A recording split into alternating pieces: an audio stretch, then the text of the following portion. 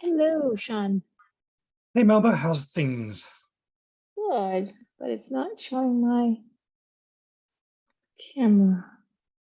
There it is. Ooh, I do not like this view, so I'm turning it off.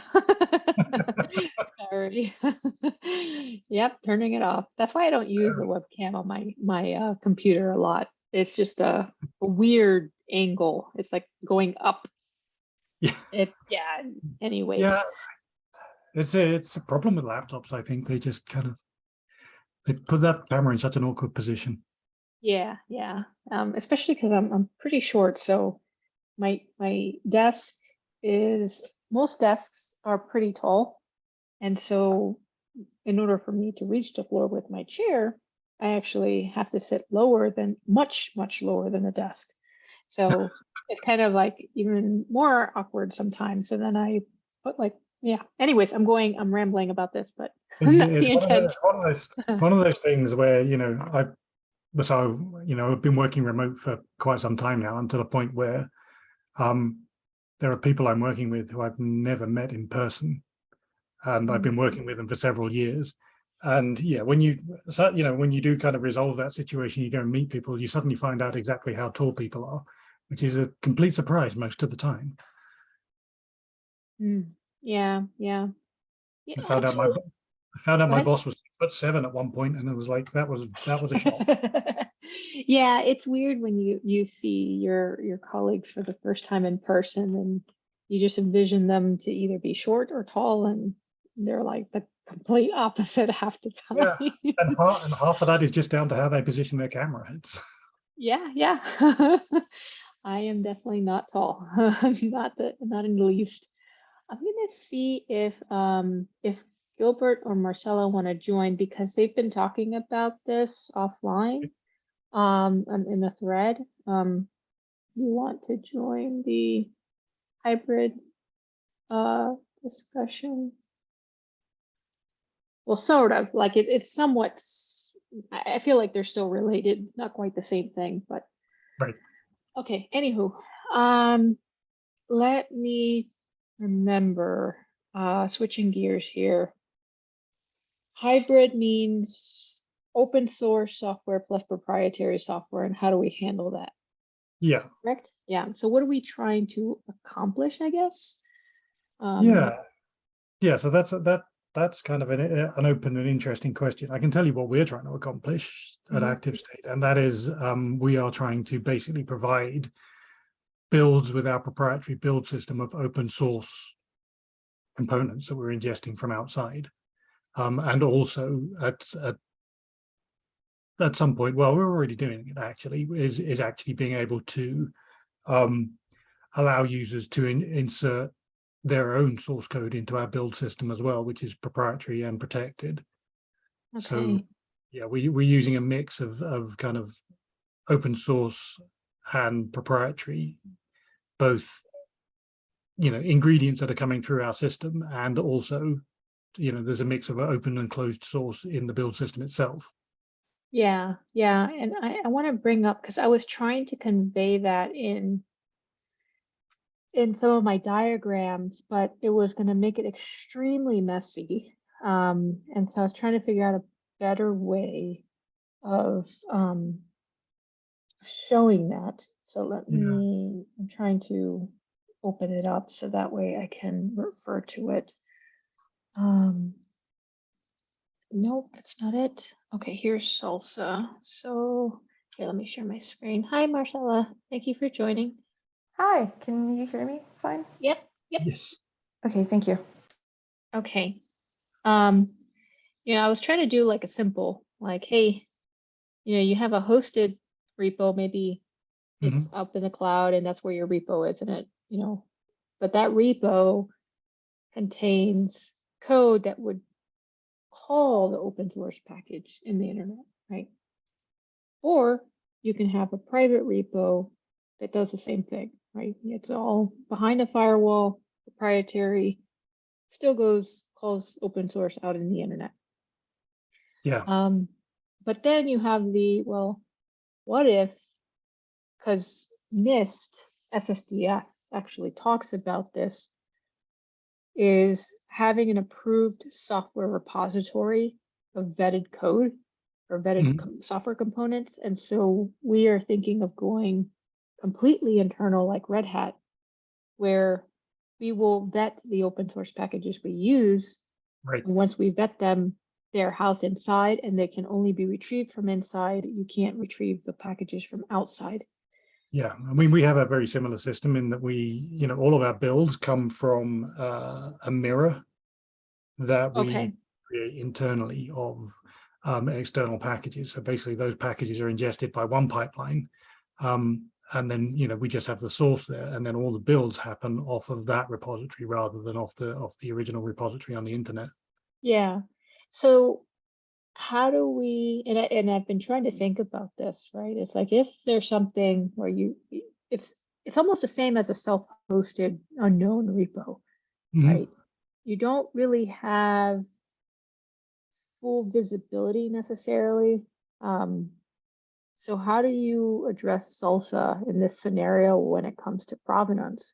Because you're kind of changing the provenance a little bit. We are changing it a little bit. Our approach to this was that we would treat our ingestion process as a part of the build pipeline. And so we would make an attestation about the mirroring process. Oh, okay. So basically we would say we got on this date, so your attestation has like a start time and an end time. And so basically we would say on this date, we downloaded this from here. And so, you would have one attestation there that said, the input artifact was whatever the source repo is, and the output artifact is our mirrored copy of it. And then we would say, we would make the regular build attestation about having built from our mirror. So you would have to actually walk the graph of attestations to work out where it originally came from. Okay, so what about, because you mentioned the attestation about the mirror. Yeah. But what about the vetting before it actually gets pushed to the mirror? So the vetting process, I think you could potentially, because presumably that's probably a mix of human and automated, which is, the same for us because we do, we'll do SAST and DAST on some of the stuff we bring in anyway. And there are manual processes for checking for malware and stuff like that. But yeah, that I think, the automated part you could generate probably a regular attestation for. I'm not quite sure what the input and output artifacts would be for that, but it could just be the input artifact is the source code and the output artifact is some sort of report. But for the human, the eyes on part of it, you're probably going to have to create a verification summary attestation, which is, the VSA, which is kind of the way of terminating the graph a little bit. In that you can say that, well, we applied these policies or these processes to these things before generating this output.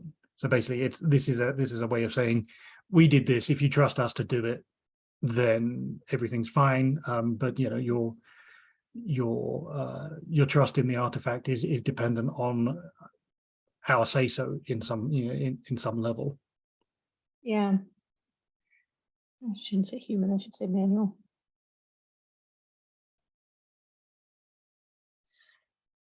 Okay. So that makes sense. And I guess then people would have to self-attest, kind of like a hosted, not hosted, kind of like this picture over here. Where'd it go? Right, where the customer, everything's kind of behind a firewall, and so they would have to attest.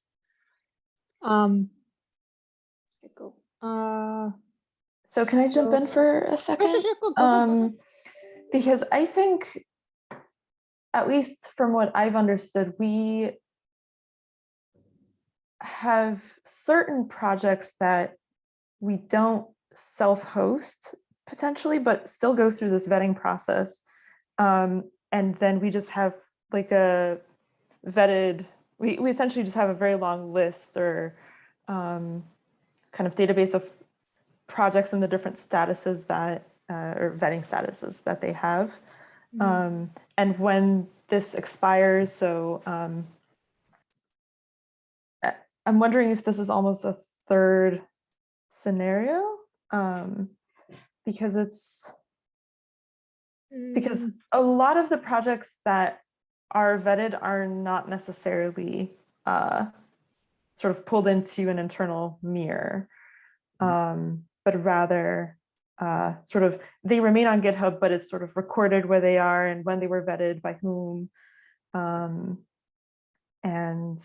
the vetting typically expires, and it's based on criteria such as, right, like how active is this repo and those kinds of criteria. So are you saying that there is some of it, you said some of it's hosted and some of it's not. So is it more like this example where you have your trusted repo could probably be proprietary, and then maybe the open source, code, and it goes out to the internet and grabs it? Is this the scenario? I'm trying to visualize what you. Yeah, so I do think this is represented by this public OSS repo or public image repo. But there still is this sort of internal vetting, right, that happens, that we internally need to be compliant with, right? So in your process, the internal vetting, after it's vetted, it goes to like a self-hosted. Is that right? Or it could go to it's, I would say more, it's not even that the vetted project is self-hosted, it's more that we just track external vetted projects. External vetted projects. So you track for the changes. Yeah, Go ahead.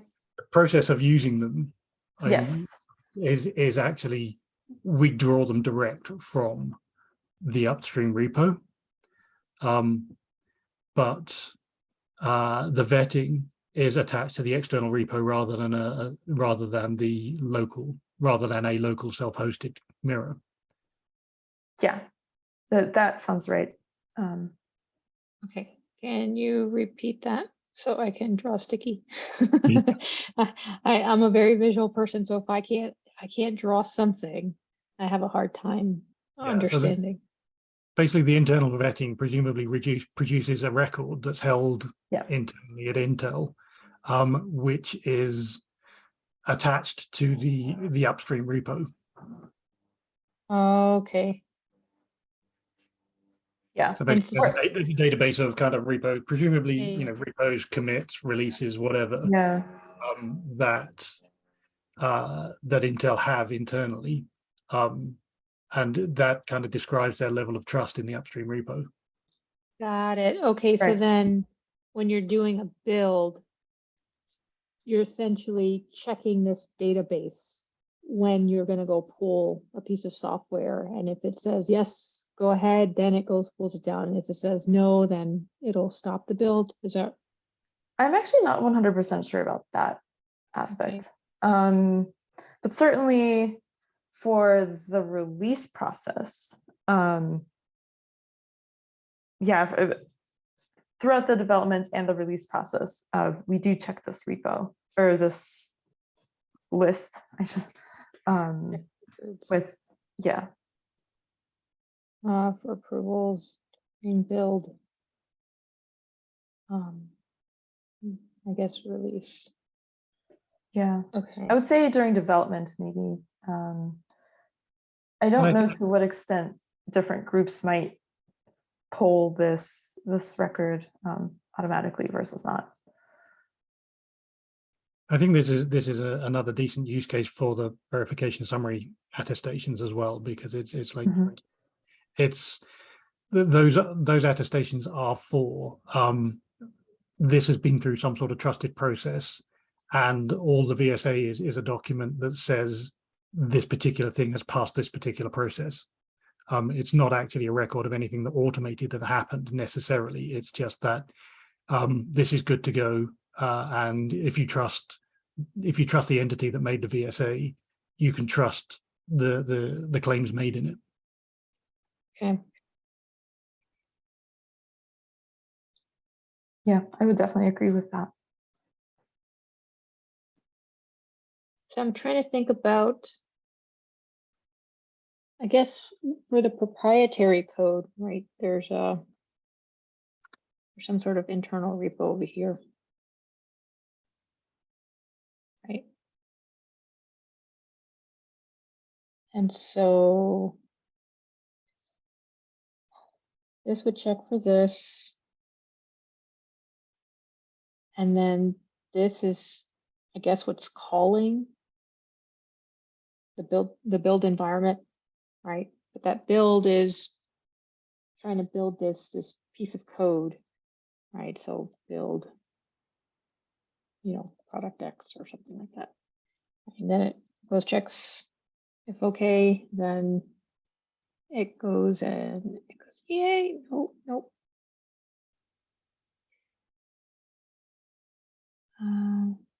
Trying to, it goes back to like this point because I don't have a pipeline or anything like that pictured to download it, and then out comes, the reverse that.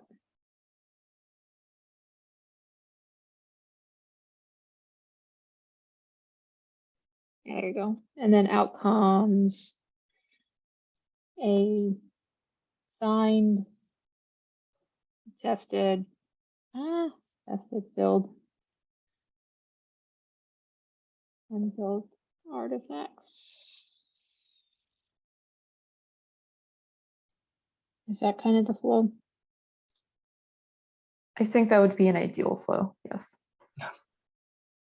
So active state flow includes the mirror as well. Oh, wait, where's the mirror?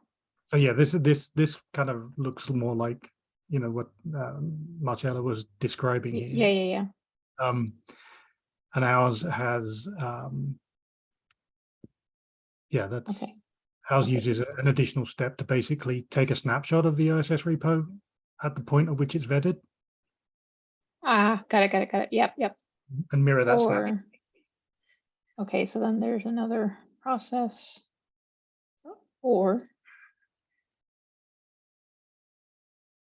this process is snapshot repo after vetted, and then this code go this way, right? Yeah. Oh wait, check. No, this would go here. Build product. It would go here. Yeah, and ideally you would still want to check any vetting records before actually using it in the build. So then you would have some sort of database then. Yeah, I mean, basically, a vetting isn't necessarily a binary thing. Mm-hmm. It's not a use or don't use. It's you can use in certain circumstances. So, for example, some of our we'll have different levels of trust in different snapshots that we have. Okay, so let me think. Yeah, I think we actually have something similar as well, where we have, just different tiers of definitely don't use this to this is fully approved. Okay, so this is like an optional mirror, not optional, but secondary use case, I guess.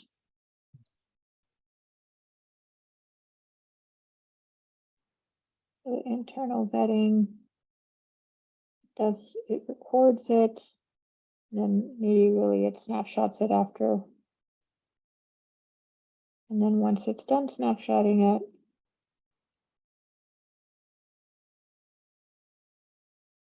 obviously I'll fix this offline, but then it goes back to the build because the build is going to request it. Blah, blah, blah. And I have to change date. Yep. Okay, from your, okay. And then it does the same thing over. There's just one extra step. Yeah.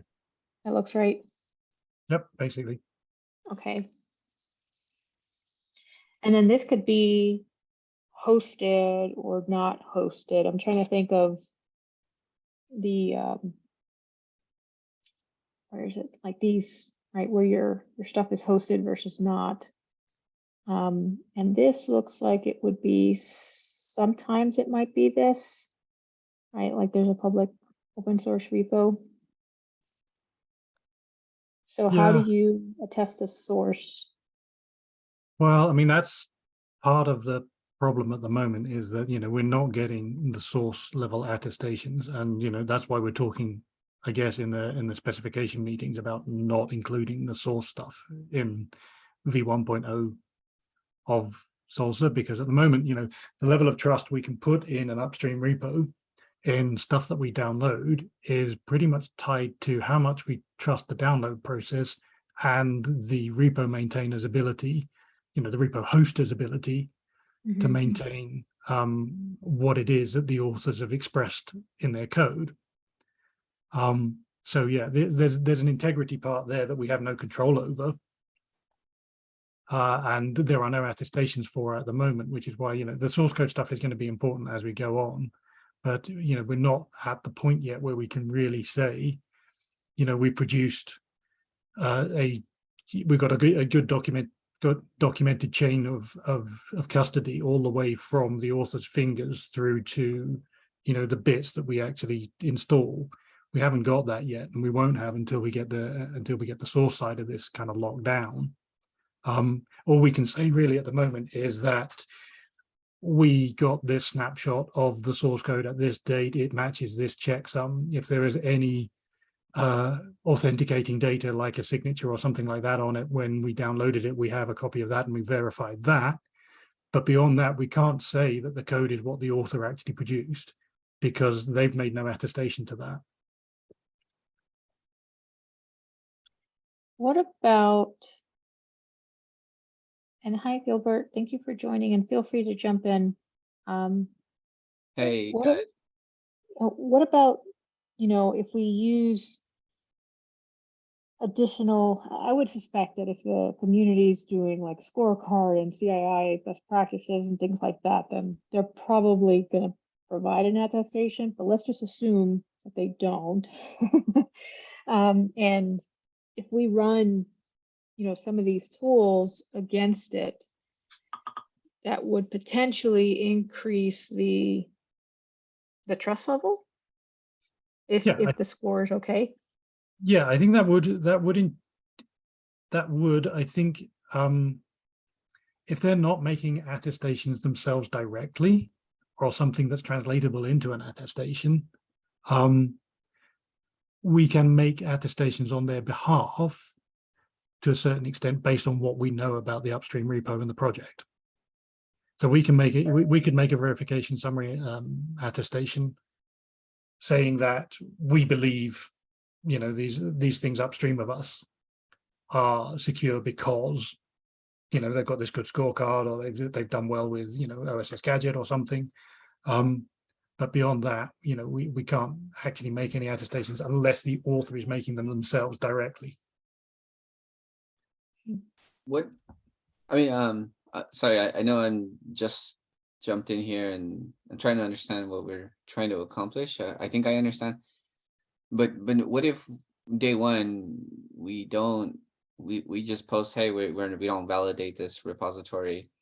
You know, day two, we start looking into the repository and using some tools, we do start making those checksums and validate those. And then day three, we go further on the attestation. I mean, because it's going to be very difficult. I don't know. I look at it like getting a passport, right? Like we're not we got to provide like 5 levels of identification to prove that I'm Gilbert to get a passport. How do we do that with individuals that don't, right? You know, we have in the social security area, we have social security that identifies you as a person, and that's your attestation. And foreigners that don't have a social security, or people that don't have social security, they get an ITIL number, or they get some sort of number, right? So can we use some of those methodologies on here? I don't know, just ideas. I don't know. Do you think this is where GitBomb comes in? The Git bomb, is that like the S bomb? No, it's this unique identifier anytime somebody makes a commit. And it will tie this artifact ID, if I remember correctly, to, like, for example, an SBOM to say, hey, this commit is associated to this, and I can bring it up. I can't tell you exactly. I just remember watching a presentation on it. Okay, I can do some research, but I think if we can associate some sort of identification number to that maintainer or repo, then maybe we can reference that from day 2, right? I don't know day 1 that we're able to do that. Yeah, I'm just Go ahead. I think one of the problems is that, you know, trust, you have to make trust ultimately you have to make trust in a person and not you know, a system or a machine. Ultimately you're going back to a person. yeah, I agree. And so that's that's where you need to get to, and basically working out, if you can integrate with the authentication mechanisms for both the users and any authentication and integrity mechanics that there are for source code, artifacts, whatever, then you can start to kind of derive attestations for these things. But often those things are opaque and not necessarily, I couldn't say, for example, that I know everything there is to know about Git's OAuth mechanism and how they implement it. So I couldn't say for sure that it's 100% trustworthy. All I can say is I trust GitHub to make it trustworthy. And, you put the trust in an entity there. Yeah, it's hard to trust. I think my suggestion would be verify always, not trust. Mm-hmm. How do we verify always, though? That's the and question. There are situations where you can't make that verification available. So, for example, we have an issue where so we use containerized builds, but some of our containers contain proprietary software. So, for example, we'll have Intel compilers or Microsoft compilers in there. So because we've accepted the licenses for those things, but third parties haven't, we can't make those containers available for people to check, even against a checksum or a signature that we give them. So we can give you a signature, but we can't let you verify it, because in order to allow you to verify it, we'd have to give away proprietary code. So in that case, again, we're looking at making verification summary attestations on that behalf, saying, okay, well, we downloaded Visual Studio and installed it via this process. You can trust us to have done what we said, and then you also have to trust, by extension, you also have to trust the process behind creating Visual Studio, the authors of Visual Studio, and all of those things that we cannot make an attestation about specifically, but only to say as much as we trust that process, so we think you should too. Got it. Okay. So yeah, I mean, I think for those, I'll call it well-known entities like Visual Studio, I think it's a little bit more acceptable to trust, right? But things like, let's say, something that nobody's heard about, how would we determine those? But that's subjective, right? Like you don't know if a lot of people are using it. It's just that you don't know about it. Yeah. How do you know that somebody's Popularity actually? isn't. Yeah. Popularity is really a good measure of trust. True. Good point.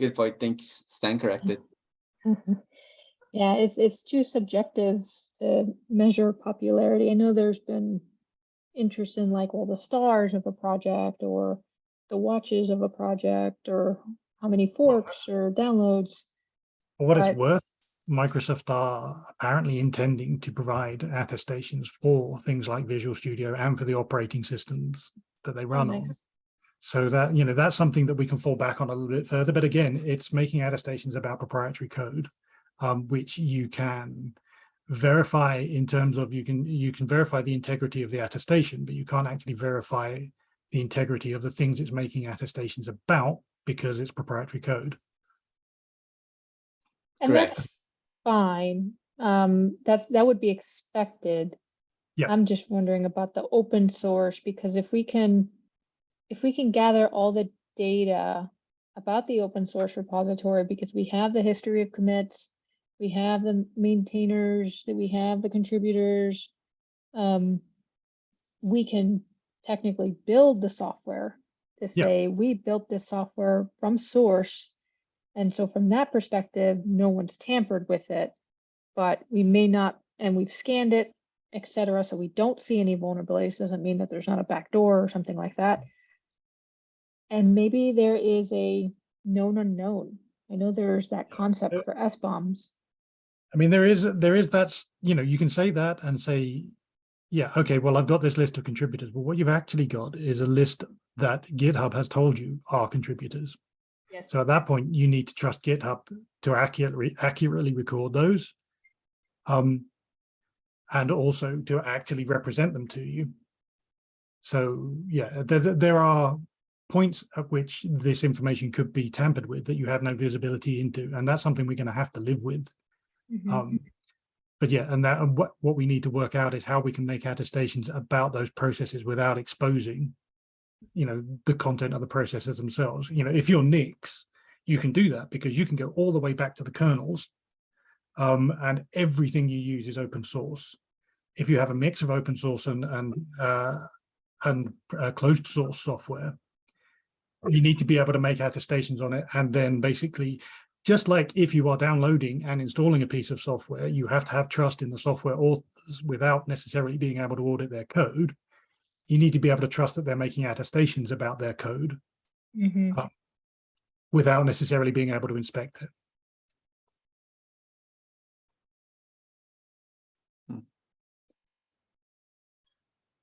That makes sense to me. There's an interesting question about, essentially, I think what you're getting at is what ends up being the root of trust. Is it the author of a particular artifact, or is it the hosting environment? And yeah, I mean, that's it. That's the whole thing. It's a chain of trust. You can treat it like a chain of custody. You can see where the bits originated and follow them all the way through. And that's, I think, what SLSA is trying to give us eventually, is a complete chain of custody from source code to bits. And at the moment we don't have that, and there are always going to be proprietary parts in that chain that you're just going to have to trust somebody's word on. Right. Yeah. Makes sense. Yeah, because there's some privacy here. Okay. So I see, and I'm gonna have to drop in 5-ish minutes or so, but I see that you added GitBOM in here. So yeah, I was curious if this could help with some of the attestation, because I remember the presentation on how it takes a Git, I think it's a Gitoid. Hold on, let me go back. yeah, the OID. Yeah. Yeah, there's like some unique Gitoid of an artifact. And so it goes and says, okay, this executable is comprised of all of these different files. And so it keeps track. And then it can say that this artifact 1 of Gitoid, and then you can use it alongside an SBOM. So you can help kind of, you have a different perspective to include with the SBOM of that particular piece of software. Yeah, the way that I see the Git bombs is they're incredibly granular. Yes. much more granular than you would necessarily say at the package level. I mean, the way that we look at things is that a released package is, the tarball of the source.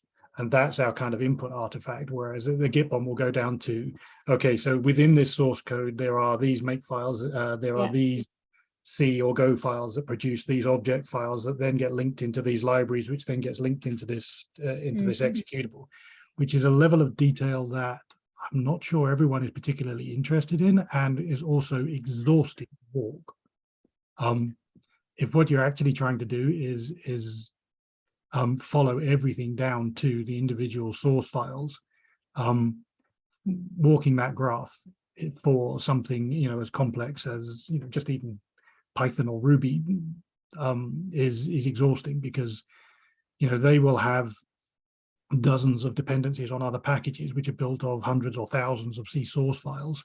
So actually verifying the entire bomb, the entire Git bomb, is going to be exhausting, and it's going to be beyond most people's resources. Okay, that's fair. It may be like a day 3, or not day 3, but year 3, something. Yeah, I mean, I think the problem that we have is that we're trying to make source as practical as possible, so that people can make decisions on it without having to be, for want of a better word, intensely navel gazing to try and work out what it is that they've actually got, and whether each individual source file is what what was delivered.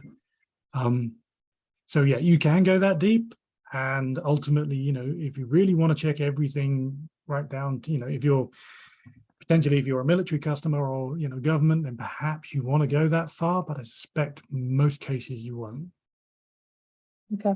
Yeah, I was gonna add that I think Git bomb, my impression has some very specific use cases, like, oh, if I pulled in this source file, and this source file is where some vulnerability that was just reported actually appeared, you can sort of trace through this tree and find the very specific point in your dependency graph at which the vulnerability was pulled in. But my question about Git bomb is always, who's storing these, and shipping Git bomb as part of ELF binaries, I'm not sure if that's a scalable solution.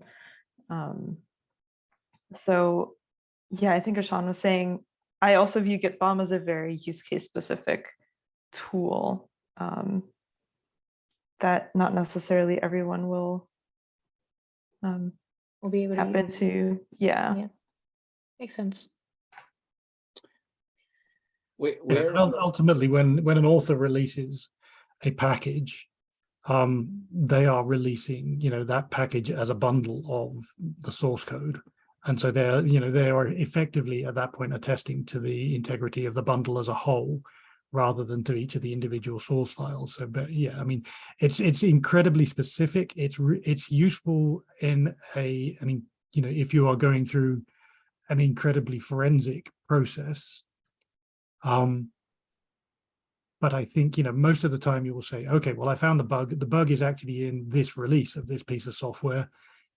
It's then, the author can then they can potentially use the Git bomb, but I think it's arguably, in terms of resolving that situation, you just say, okay, well, to the author, this release has this problem, and here's a demonstration, you go fix it. I'm wondering if I think it's useful. It's useful for extreme forensic cases, but I'm not sure that anyone will want to validate a graph of their own, their software stack down to the individual source files. What about internal vetting? Again, we are looking at it as giving a score to the package overall rather than individual source files. So when we are vetting, yeah, I mean, we'll examine individual source files, but we won't give each individual source file a score. It'll be applied to the package as a whole, because part of that is some of those things that you're vetting, like the source code control practices, the regularity of updates and things like that, are constant across the package, and some of them vary across the package. So yeah, would you want to say that, well, the repo as a whole is pretty lively and people have updated it, on a regular basis, but we're going to give this a bad score because this one source file hasn't changed in 2 years? Probably not. Yeah, that's fair. Okay. So where do we want to take this from here?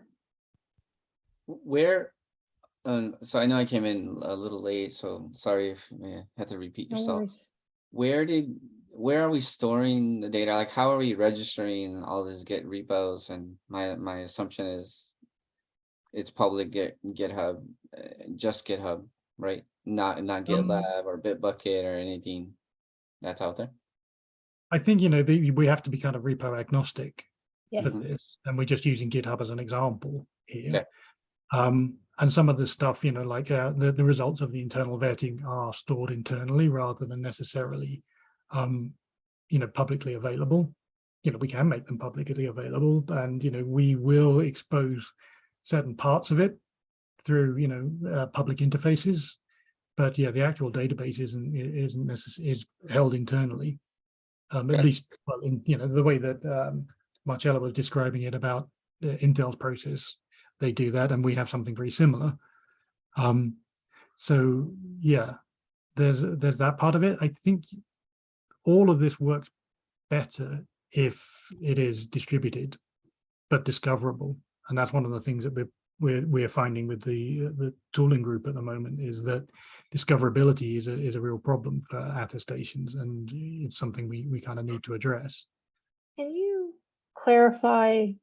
You just mentioned the comment, the distributed. Can you repeat that or expand on that? I think the whole kind of the whole data and the integrity of kind of the system as a whole is better if it's distributed rather than held in one place. Why is that? It's just more robust in case if a particular piece of the infrastructure gets attacked or taken out, then what you don't want to end up with is the point where you cannot validate any attestations because one of the resources that it references is unavailable. But wouldn't that be where HA, fault tolerance, data replication, things like that come in?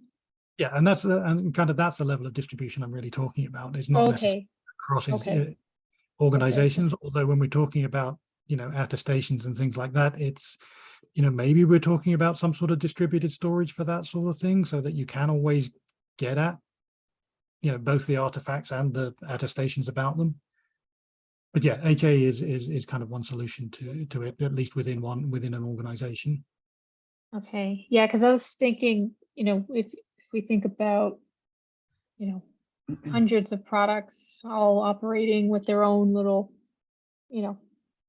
process, how can one company possibly attest to that process if they don't live and breathe it every day? They would have to put the trust on the person. Yeah, exactly, and that's kind of what I'm getting at a little bit with the kind of chain of trust, a chain of custody with these things. You have to trust everybody whose hands the bits pass through before they get to you, and so that's part of what the attestations do for you, is that the signatures are made by particular entities. So you need to work out, there's another level to this, which is policy, which is working out, do I trust this particular entity have performed this particular action? And so yeah, it's a case of, okay, so GitHub is maintaining is maintaining the source code, and GitHub has followed this GitHub Actions process and has made an attestation that that's what they did. That's fine, I trust them to do that. Do I trust them to say that these bits on PyPI are the same as the bits that came out of GitHub? No, that's PyPI's job. I trust them to do that. So yeah, that's part of the thing, is that all of these attestations will have signatures on them from different entities, and what you need to do is work out whether that chain of entities is a chain that you trust.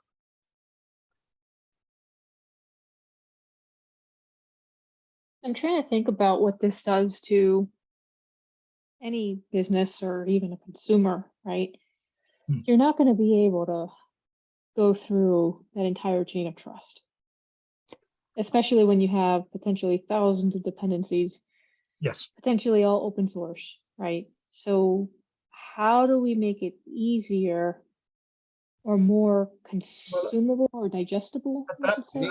At that point, you delegate trust to the people closest to you in the chain, or you work out how many steps back in the chain you're willing to go, and say, okay, if Active State provides you with binary bits that you can install, how much do you trust Active State to have trusted everyone else in the chain? You can, if you want to, apply your own policy to all of that, but you could also say, okay, I trust Active State to have done the due diligence on the bits that they provided me. And in that case, you can delegate trust. Or like, kind of like the transfer of risk type of model. And that'll be backed up by contracts and entities outside of the chain.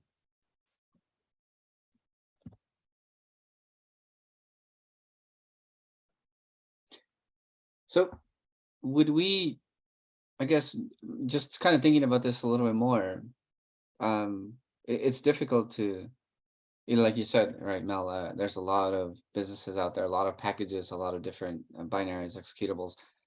Would we recommend or suggest a standard based on what we learn? Hey, this is a standard set of things that you could do, or maybe I call them integrations or assets that are a trusted source that are registered as a trusted source, and nothing outside of there is trusted. So that's how we do, decentralized model or centralized model. I don't know. I'm thinking out loud here. So are you referring to recommending, like, for example, GitLab and GitHub as a trusted source, like actual products / vendors, or? I'm recommending to companies to build a supply chain factory that has trusted sources that you have vetted, right? Where that these are vetted sources, and even within your company, some developer might spin up a tool or an open source tool, and he might be trying to inject something through that open source tool or build something to that open source tool that is not vetted, and that's a red flag. Yeah, I mean, there are a whole bunch of kind of external controls that you can put on these things that can improve your level of trust. So basically, you can look at things like SOC 2 or any one of those other things to say, okay, well, this is something that increases my level of trust in the organization that is providing me with these things, and those are outside of the scope of SLSA to a certain extent. All they are is what SLSA says. What's also trying to do is say that, okay, well, this is the whole process is tamper evident from source code to bits. There are going to be parts in here which are opaque and you won't necessarily have visibility of, but you can trust this organization's, its internal organization, its process and procedures, and everything else to make sure, to guarantee that, or at least suggest that the bits that they produced are trustworthy. And so you can apply levels of trust to individual people, and that's part of what each consumer of these is going to have some sort of policy about what they accept. And even if that policy is as simple as every part of it has a signature, I don't care who it's from. So that's the simplest kind of policy is that I validated signatures for all these attestations.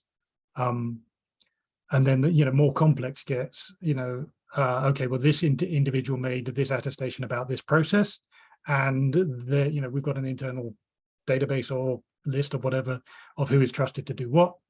And we trust them to do that. And then, you get into further levels. Well, we trust these guys because they've got SOC 2, or we trust these guys because, they're GitHub. for whatever reason. So at some point, you're going to have that level of policy, and different organizations will put different amount of, invest different amounts of effort into producing those policies. And all Saucer is saying really is that, yep, we got this. They said they did it, and there's a signature to say that they did it. And, that's kind of your base level of trust. Beyond that is how much do you trust these people to have done what they said they did? Right. It's like VeriSign, right? Everybody goes into an HTTPS and they see a VeriSign signature, right? And they go, "Oh, I automatically trust it." But should you really trust it, right? I'm being a little bit devil's advocate here. Like, we as an industry, at least think that VeriSign is secure, right? And everybody trusts VeriSign. That's kind of what I was getting at. Okay, got it. When controls of ISO and SOC and FedRAMP, I agree, those are all processes and controls that verify what you say you're doing, right? To some level. Even FedRAMP has a more prescriptive, process through that, because I've gone through Yep. FedRAMP many times. But my observation is, and my suggestion is, how do we get to that verify level with SLSA? So think of it that way. Does that make sense, Sean? It does. I think, yeah, not every mom and pop shop is going to have the resources to do that verification and kind of generate their own trust levels themselves. But what they should be able to do is trust one entity at least, to have done that for them. Mm-hmm. Yeah, and I think what I was trying to get to, Mal, is I'll call it the authenticity or attestation of what the supply chain factory would look like. So what are the tools, and what are everything from source to commit to and build to deploy? What is that supply chain factory authenticity look like from? Can we make recommendations of those tools that have been vetted, and we say, yes, we trust these tools? I think most companies, would that be a public or a private statement? Because I don't think most companies would vouch for tools or products externally unless they have some sort of, public partnership. If that makes any sense. Like, IBM's not going to say, and this is just, obviously hypothetical. IBM's not going to say, "Hey, I trust Acme over here," but with these tools, because we don't have any public relationship, so we're not going to endorse that tool. We're going to try to be tool agnostic unless there is some sort of big, public announcement. So are you trying to refer to public endorsement of these tools or more internal? I think more internal, as a Okay. practice, more. Okay, now that we do. That's an easy one. Okay, thank you. Yeah, and I don't think you have to make a public statement about every tool that you use. I think, in some ways this starts to feel a little bit like a web of trust. I trust that tool because I trust that vendor who uses it. And we know that there are problems with the kind of web of trust model, in that it tends to build small islands of trust. But yeah, I think at the end of the day, there's never going to be a centralized authority that can make authoritative claims about how trustworthy every Yes. organization on the planet is, and we don't want to get to that situation ever. Correct.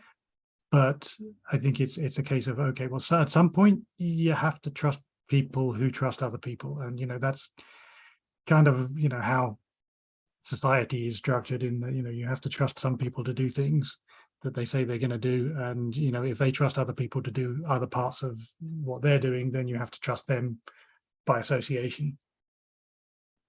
Okay. I think we have 6 minutes left. Is that right? I'm hoping this has been useful.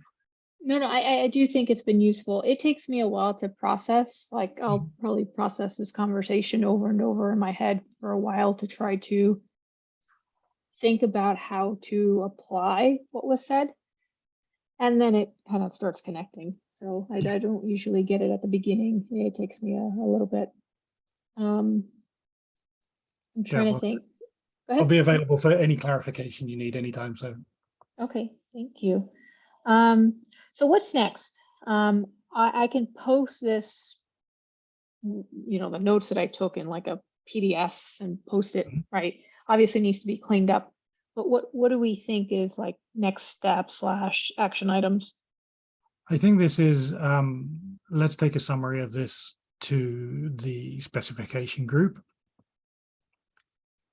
and see whether it makes any tangible difference to the plan for SLSA 1 and SLSA going forward. Okay.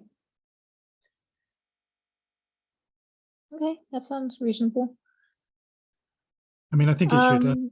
There are parts of this whole kind of ecosystem that aren't particularly well visualized with SLSA, or it's that whole the proprietary source part of it. I think isn't well accounted for, in that you have one blunt tool, which is the VSA, for pretty much all of those use cases, and I think there's definitely a case for more fine-grained statements about binaries that you're using, that give you a better idea of how to treat them at a policy level.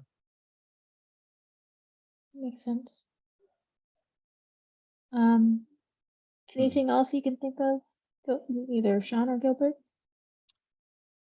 No, this is already a big task. It's not easy. So Mel, I'm still processing this myself.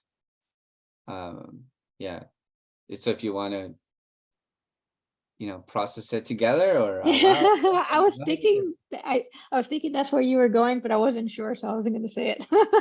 Yeah, Let's no, process this together. happy to do that, because I know that what I usually do is I start writing on my board here in my office room, and then I start trying to understand that better. Yep. Yeah, that's exactly what I do. I mean, that's what these diagrams are. Took me a while to draw them because I was trying to figure out how do I explain what I'm trying to explain so that anyone can understand it. And You did an so awesome job, by the way. thank you. And so I'm trying to do the same with this. Like, how do I visualize this? It's good that we were doing it live, because then that helps me at least get a little further. But how do we, put this in kind of this similar form where we can show that there's a gap of trust in different areas. I think that the way that I kind of summarize it is that there are many steps between author and installer, and not everyone who performs each one of those steps is going to be from the same organization.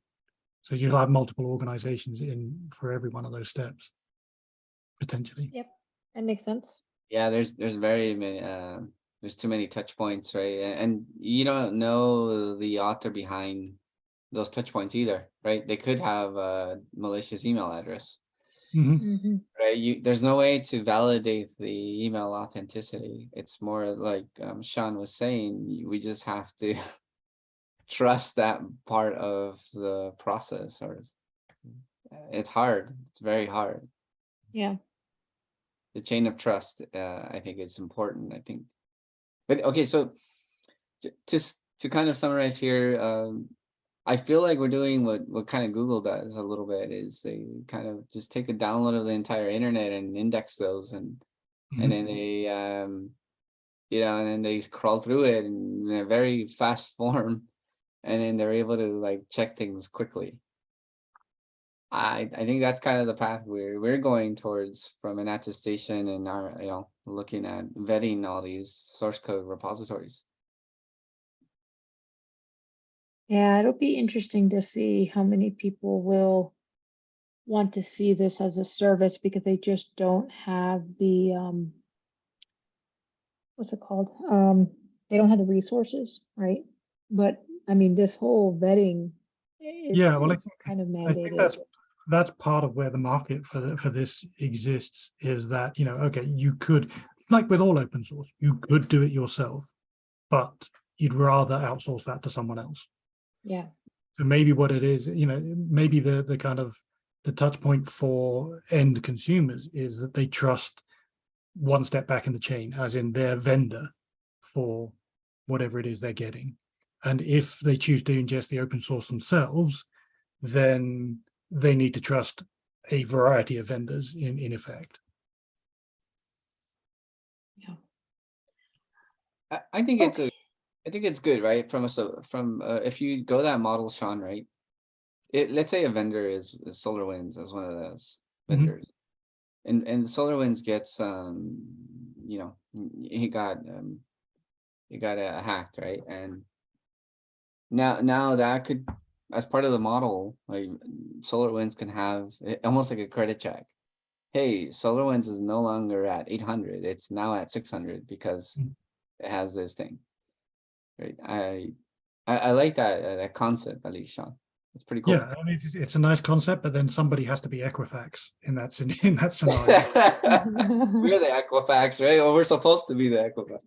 Yeah. Well, thanks folks for joining. I think this was quite productive, and at least for me, information enlightening. Trying to see how other people are tackling this problem. So I will, I'll put the raw PDF on the chat so that people have it. And then I'll try to fix it up before Monday so that we can walk through it with the broader team. Fantastic. Thank you, Melba. Yeah, No thank you. problem. Thanks, folks. Have a good day. You You too. too. Bye. Okay, bye.